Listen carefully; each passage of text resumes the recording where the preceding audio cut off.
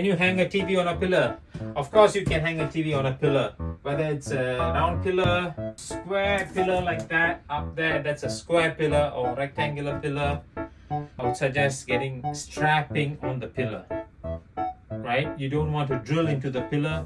You don't want to ruin the aesthetics of it. You want to maintain that structural integrity and don't want to leave your house with all these marks, especially on a pillar like that. Go in. So first of all, there's going to be a round red line here.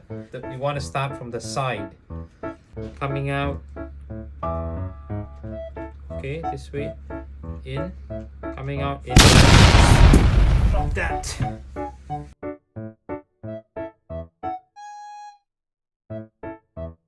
Okay, so I want the buckle to be on the right. And then do that. So after you've done that, you want to put it on the pillar. And then someone needs to hold. I'm holding it with my stomach. Okay. You just strap down the first strap. Then you repeat the same for the one at the bottom.